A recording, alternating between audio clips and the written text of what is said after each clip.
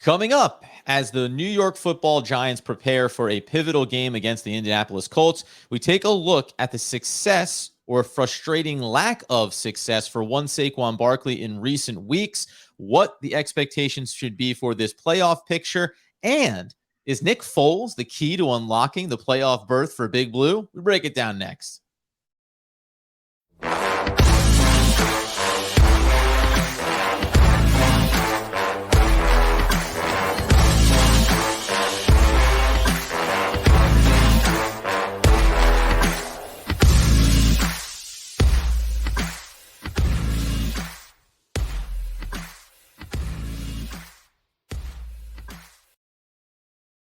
Yes, friends. It's OGP, the One Giant Podcast, where we are your host over here, Adam Armbrecht, over there, Andrew Makowitz. And, sir, we've got to dive right in because we have a lot that we want to cover as we start to prepare for the Colts this upcoming weekend. But how are you, sir?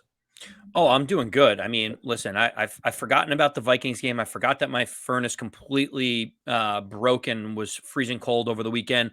I'm looking forward because we have a game this weekend where the New York Football Giants could clinch a playoff berth. Adam, that makes me excited. I'm forward looking, not thinking about the past anymore. Taking on the Brian Dable New York Giant mantra, right? Turn the page, on to the next one. Can't look back, only moving forward. That's what Andy Makowitz is about. And we are going to talk about how crystal clear the playoff picture is becoming for the New York Football Giants here in a little bit. But the first thing is we talked about some of the takeaways from that Vikings game. And this is more, we are moving beyond the Vikings game, but also looking forward to these last two games and then ultimately the playoffs. And I wanted to get your temperature on Saquon Barkley and how you felt about him over the last handful of weeks. Because on the one hand, for me, you look at it and you say, like, there's been these glimpses where all of a sudden the offensive line looks dominant. Go back to that Washington game where he breaks off those big chunk runs that really help seal the deal. When you look at the last two games specifically, 6 yards per carry, 4.8 yards per carry.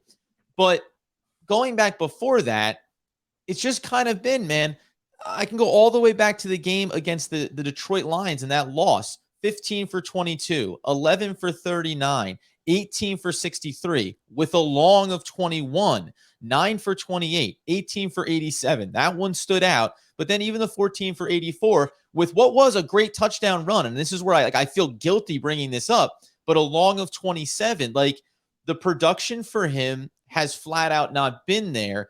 Do you think that it's simply a product of he's been playing a little bit hurt for the last several weeks?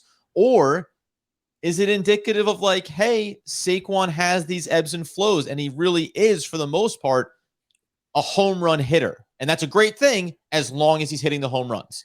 Yeah, it does feel like he's a different style runner than some of the other guys. You think about Ezekiel Elliott, for instance. We always said that he's cooked, he's done, he's finished. Everyone has shoveled dirt on his grave. But one thing that you've always noticed about Ezekiel Elliott is when he runs, he always falls forward for that 2 or extra 3 yards, right? And you think about Derrick Henry, he's the perfect combination of getting those tough extra yards, but also having the ability to hit home runs with unbelievable breakaway speed for his size, Adam. And so the issue that you have is Saquon Barkley has really good athleticism, can make guys miss, can make the amazing play. But to your point, it's a lot of 1 yard, 2 yard, 1 yard, and then it's a 27-yard touchdown for the Giants. And it's a little bit more challenging when that's your featured back, knowing that you don't necessarily know when that home run's going to come. And really, ultimately, you're just hoping if we could just get 3 or 4 yards a clip here, we could put ourselves in more reasonable third downs. Yeah, and you mentioned Zeke, and it's funny, too, because as you say, throwing the dirt on his grave, he's rushed for 829 yards this year. Clearly, Pollard is the more dynamic playmaker in their backfield. And you can look over the last several weeks and say, hey, the yardage is slowly coming down here for him as you grind towards the back end of this season. But he still averaged 4.1 yards per carry this season. He has those chunk plays in every single game, too, which is, I think, kind of the funny part, because even Zeke Elliott, who is not that same running back and that dynamic playmaker he once was, in his last 5 games, long of 22, 10, 25, 22, 22. He also has 18, 14, 27 sprinkled in throughout the season. Now, it's not the same offensive line that it once was in Dallas, but you can make the argument it's better. The New York Football Giants offensive line has been pretty solid in run protection for the most part. I haven't seen the same level of dancing around from Saquon Barkley. I think he's been better north and south. Like I like what I've seen from him this season. And also, when you're coming down to this playoff picture we're going to talk about, and you're coming down to whatever that matchup is going to be in the first round potentially for the Giants, you look to me, I look at it and I go, boy, I don't know for sure that it's not just going to end up being the opposing defense and saying, hey, yeah, like we're going to stack the box ish against you. But mostly, if we play sound, if we work a soft zone coverage, right, like there's going to be opportunities for us to just kind of gang tackle when it comes to Saquon Barkley and put the pressure onto Daniel Jones and the passing game inside of that matchup. And I think that's really why I bring it up, because that's my concern here is that he hasn't gone over 100 yards over the last since the Houston game. And again, maybe I just need to take a big deep breath and say ran for 87, ran for 84 the last 2 weeks, and he is starting to get himself back on track. It could have just been the lull in the middle of the season. It could have been a little bit of load management from the coaching staff, but I want to feel confident that Saquon Barkley can do the things that he did in week 1, 164 yards, in week 4 against the Bears, 146 yards, 110 against Jacksonville, right? Like that's what I want to make sure that I see from him, and understanding, let me give you a wrinkle here, that he also has caught 13 passes over the last 2 weeks as well on 18 targets. It's not massive chunk yardage, but it's still amassed over 80 yards and over 100 yards in the last 3 games. So there is, I think, this maybe balancing back to what we envisioned when they first started the season of him being the weapon in all phases. Well, so you know what's interesting, Adam, is we talk about the cumulative stats. You mentioned the Bears game where he ran for 146 yards. You mentioned the Jaguars game where he ran for 110. Like he was getting over 100 yards in those games. Yeah. But what's fascinating is look at the yards per attempt. If you look at last week against the Vikings, he only ran the ball 14 times. He averaged 6 yards a carry. So Right. he was actually getting a bigger number per carry. Even go back an additional week past that. You know, when you look at the Commanders, he had 18 rushes for 87 yards, 4.8 yards a carry. That is more than he had in the Jaguars game, and it's more than he had in the Bears game. So he's still being able to manufacture it. I think the issue is lately also game script really didn't help the Giants very much. In some of the games where they've been losing, they've kind of gone away from the run. Teams are kind of peeling, pinning their ears back. Mm-hmm. It really just hasn't been a good situation for Saquon Barkley to get multiple reps. It seems like in those games where the Giants are successful, yet they just continue to utilize him, give him the ball, and eventually he'll hit one of those big home runs. And I think that's why I have confidence in the playoffs. We are not going to be the most talented team in the playoffs. We are going to be an underdog in any playoff game that we play this postseason. But having a guy like Saquon Barkley who can break a 58-yard touchdown run at any Sure. moment makes the defense have to pause at least a little bit for him. Yeah, and again, and by the way, that 14 for 84, and I mean this as a positive, you go ahead and take away the 27-yard touchdown run that he had, he still would have averaged 4.4 yards per carry on those other 13 attempts. And you go back and look, there was a stretch in this season for 4 straight weeks where he averaged at least 20 carries, 22, 24, 20, and 35, capped off there in that big game against the Houston Texans. And then he hasn't had more than 18 carries the rest of the way. So I brought it up kind of just to verbally walk through it. At the end of it, I feel like it really comes down to they're trying to make sure that when we get to the playoffs, assuming we get to the playoffs, we get to go full gas, no breaks. And all of a sudden, you may get a 25 to 30 carry performance from Saquon Barkley in the playoffs where everything is on his shoulders, bum shoulder and all. And that's exactly kind of the recipe that you thought this team was maybe built around.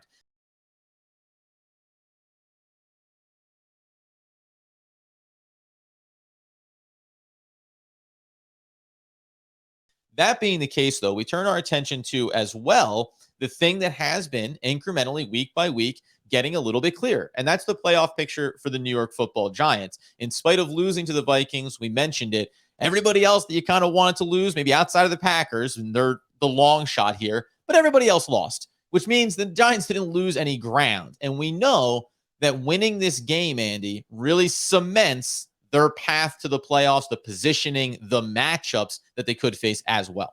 Yeah, you know what's interesting? CBS Sports put out kind of their model of projections on what the likelihood is of the Giants winning. The Giants lost the game, and I believe their percentage of winning, making the playoffs went up. Right. Like, when does that ever happen? But it just shows that every other team that the Giants needed to lose lost a game. And when you just consolidate the season and the Giants are one win or a tie and a win ahead of some of these teams, it Sure. really clears up the picture. CBS Sports right now has the Giants as a 90.9% chance, so almost 91% to make the playoffs, which is exciting. Now, we talk about clearing up the playoff picture. I don't want to. So, if the Giants do not win another game for the rest of the season, there still is the potential path to making the playoffs. There's way too many variables that go into that in terms of who needs to lose, who needs to win, what teams need to happen, Adam. But like for this discussion, I think the simple answer is the Giants need to win one of their last two games. Regardless of which game it is, the Giants will be the number 6 seed in the playoffs if they win, whether it's the Colts or the Eagles game in Week 18. Yeah, and I want to clear, and then we're going to talk about those matchups they could face there. And to your point, I'll keep it very simple. Obviously, the Commanders 7-7-1, right? If the Giants were to lose out and the Commanders were to win out, they could get into that 6th spot. But the way the Giants always hold on to that playoff picture is by looking at Seattle, looking at Detroit, and even looking at the Packers and understanding you need to have one of those teams would have to win out their last 2 games. You have head-to-heads between Detroit and the Packers. And obviously, you have teams basically, if we're being honest, that have not looked so good of late. So it feels like it's a pretty comfortable idea that win the game and you are going to hold on to this 6th seed. And then what does that mean, though, when we look at who they could face in that first round? Because we're dreaming on maybe when you look at it, the Minnesota Vikings still have something to accomplish here. And by the way, they play the Packers this week. They have something to accomplish because the 49ers, in theory, 11-4, like that 2 seed is still up for grabs there. Yeah, that's exactly what Giant fans need to be thinking about is we're not giving the Giants any of these wins. We're not just checking a box because they play the Colts, which we'll get into in a second. But let's assume that the Giants get the win. Let's say the numbers bear themselves out. That would put the Giants, as you mentioned, in the 6th seed. None of those Seattle, Lions, Packers can reach the Giants in the 6th seed. And that would put them in a matchup with the number 3 seed, which because the number 1 seed gets a bye, Adam. The number 2 seed will play the 7 seed. So if the Giants are locked into 6, that means they'll play 3. You mentioned as of right now, the Minnesota Vikings have the 2 seed. If the playoffs started today, they would be number 2. That would mean that the San Francisco 49ers would be the 3 seed. The Giants would be traveling to San Francisco, which probably is not the ideal matchup for the Giants if we could pick our matchup. But that's where it sits today, Adam. Initial thoughts on where it sits today. The gamesmanship is what is San Francisco looking at right now, right? Because if you're the Minnesota Vikings, you want to hold, you're probably looking at it. Even though you beat the Giants, you feel like it was a close game, you could say, yeah, we're going to go out, we're going to dominate, we're going to crush them. I think you'd rather face them than even the Commanders because, again, even though the Giants beat them, I think you and I agree, like, they're at least on paper and on the offensive side of the ball, a potentially more explosive team. And who knows what they're going to do with Carson Wentz and Taylor Heineke. But I think everyone would want to match up with the Giants. And maybe we want people to feel that kind of confidence. So I wonder if the 49ers are like, yeah, Giants. Like, we want to stay right where we are. Nobody wants to move, right? Maybe the Vikings are like, maybe we do want to come down to earth a little bit. Maybe losing to the Packers and letting them get involved a little bit in the playoff picture isn't the worst thing. Like, that's actually the irony is our team's looking to maybe like pseudo tank these last 2 games to maintain where they stand. Well, so the interesting piece about this is the Vikings have the 2 seed because they are 1 win ahead or 1 less loss ahead of the San Francisco 49ers. Right. The San Francisco 49ers have the tiebreak against the Minnesota Vikings for conference standings at this Even moment. and they're leaving.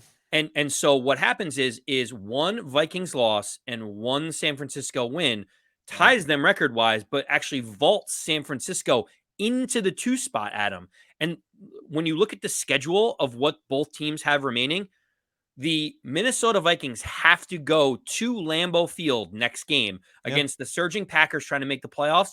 And the last game of the season, they have to go at Chicago. So they have 2 road divisional games in their last 2. Whereas when you look at what the 49ers have to do, they have to go at the Raiders, who right now are still a little bit in disarray. And then they're at home to end the season against the Arizona Cardinals, who are going to be starting Right. Trace McSorley or Colt McCoy. So Okay, in so let's just theory, call it now then. Let's just call it now. I think San Francisco gets to the 2 seed then. yes. Right. And what that means for Giant fans, if the Giants win one more game out of their Rematch last with the two, Vikings. they go back to Minnesota to play the Vikings, which I think if you're a Giants fan, you would sign up for as the where would you want to go? You can't get to go play Tampa Bay, even though they're struggling right now. Right. If you had to pick between San Francisco, Philadelphia, and Minnesota, you would gladly go back to the Vikings and say, if we make one less mistake in that game, it's a tie ball game. We have a chance to win it. Yeah, I don't want to travel across country, and then I don't want to play outdoors if I don't have to. So, the Vikings become kind of that clear pick, and I don't want to play the best team in the conference, at least based on record, in the Philadelphia Eagles, right? So, hey, man, listen, as you say it, win, and you are going to be cementing that position there. You know you're not going to get up into that 5th seed. If you were to fall again, you can still fall to the 7th seed and then have all this play itself out in a different way, maybe the same way, but opposite from where we thought when we did what we thought.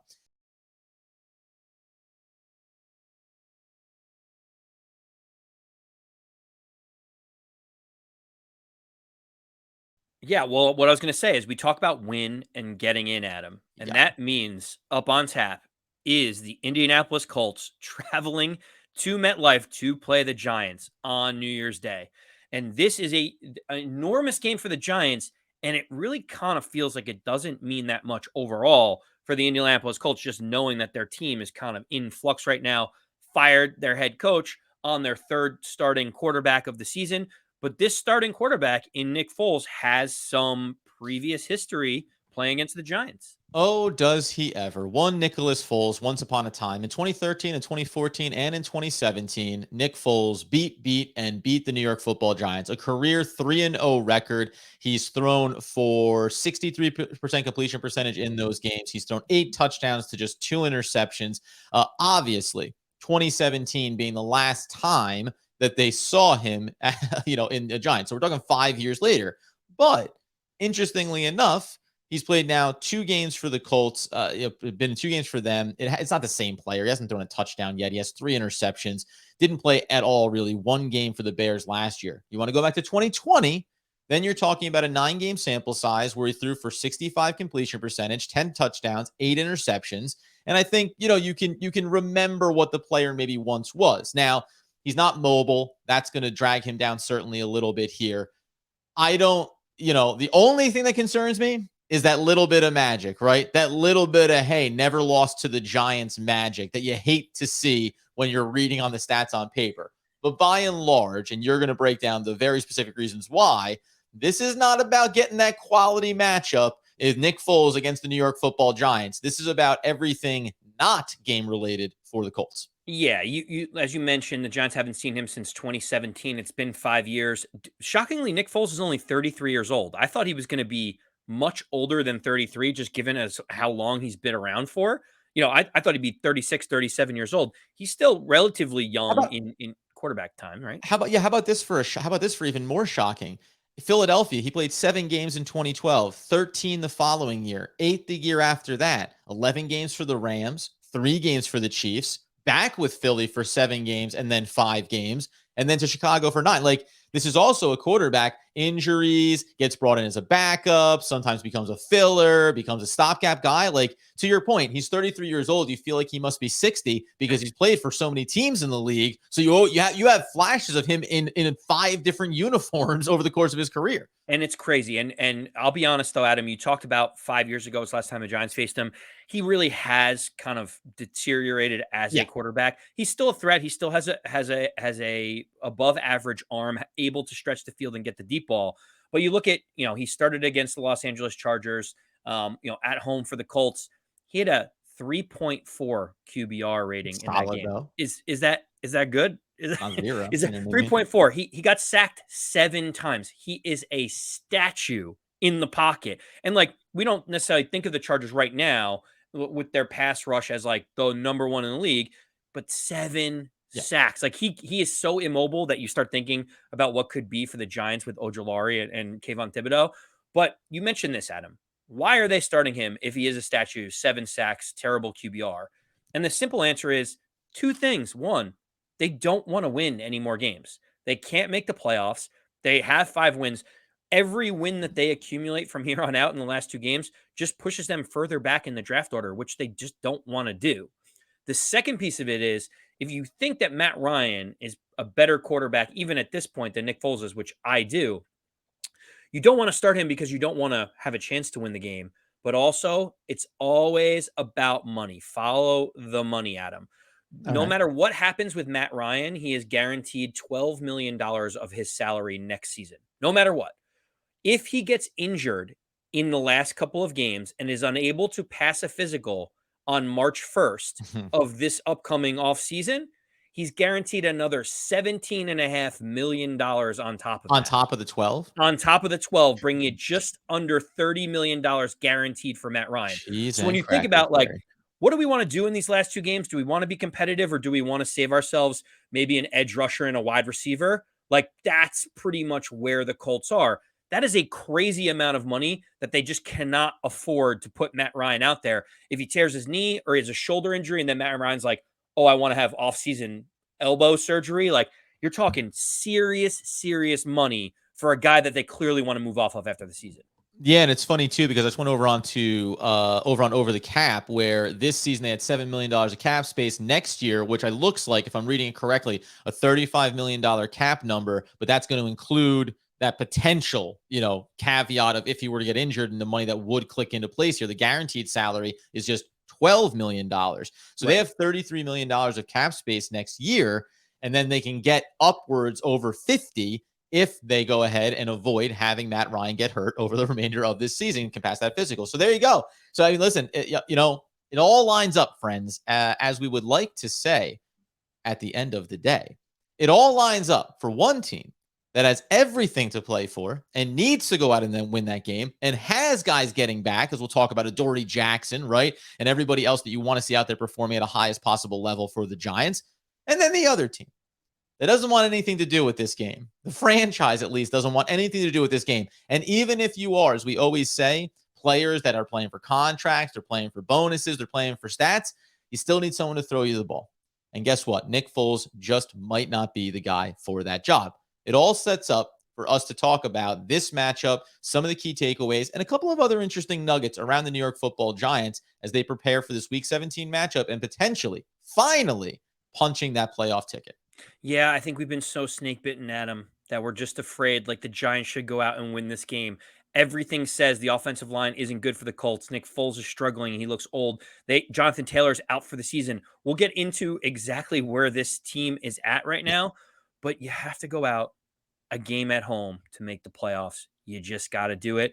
And we'll break down exactly what those matchups are going to be, where we think the Giants can exploit some of these deficiencies with the Indianapolis Colts, and obviously get into some predictions and hopefully get me back on my bet of the week, my friend. You know it, buddy. Get over to YouTube, follow us there. Get over on the podcast feed, wherever you get those needs fulfilled. Back again, breaking it all down. And as Andy Mackowitz would want, need and name, demand that people know. As always, let's go Big Blue.